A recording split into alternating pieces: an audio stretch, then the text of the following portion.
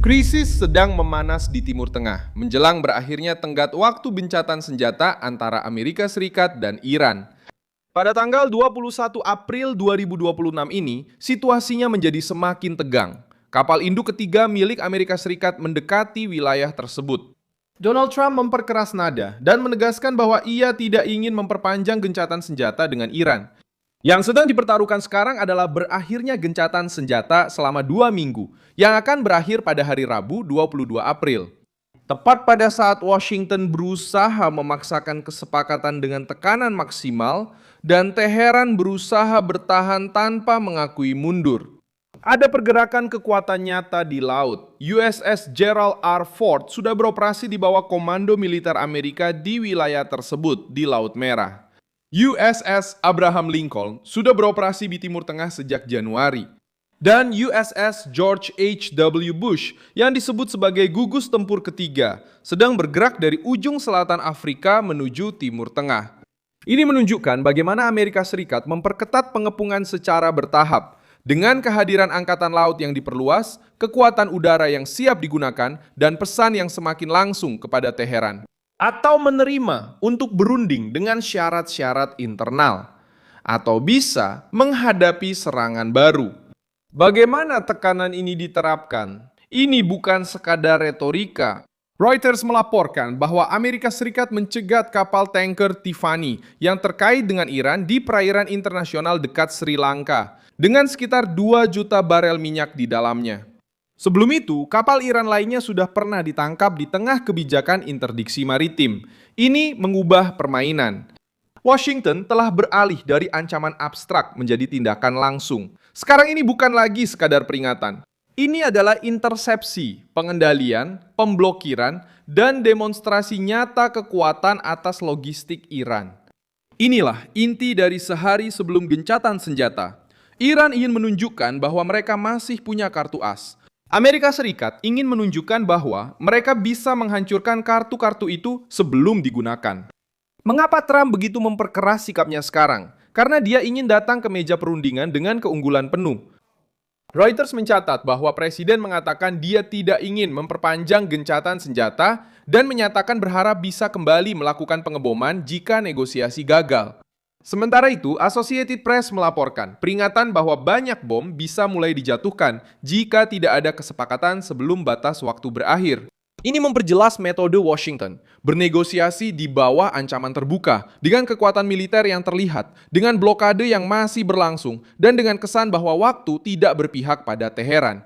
Ini adalah diplomasi dengan tekanan yang brutal. Detail paling eksplosifnya muncul sekarang.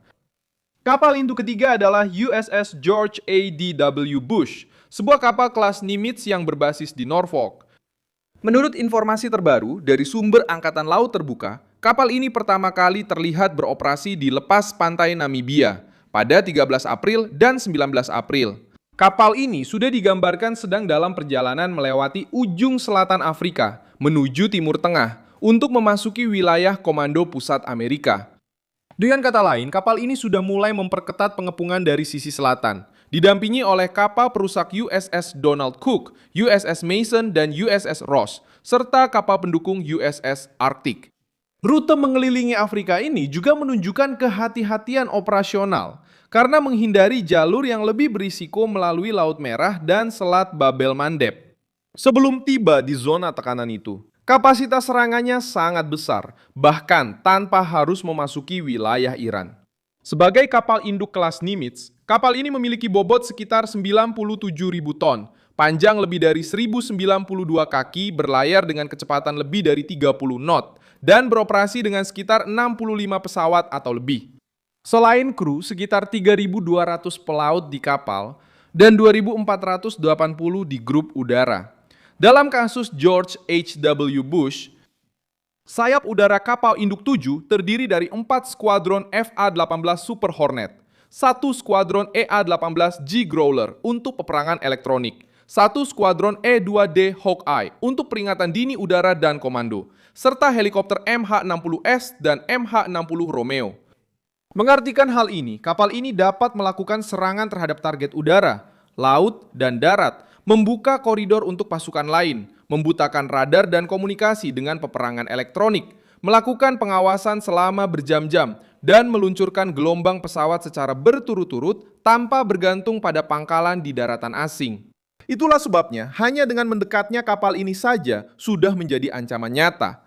Karena kapal ini bukan sekedar kehadiran simbolis. Kapal ini adalah pangkalan udara bergerak untuk perang, siap untuk memproyeksikan kekuatan secara terus-menerus terhadap infrastruktur, pertahanan udara, kapal, dan posisi di darat jika Trump memberi perintah.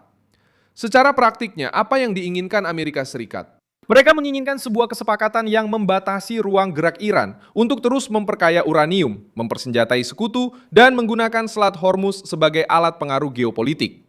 Kapan mereka ingin masalah ini diselesaikan?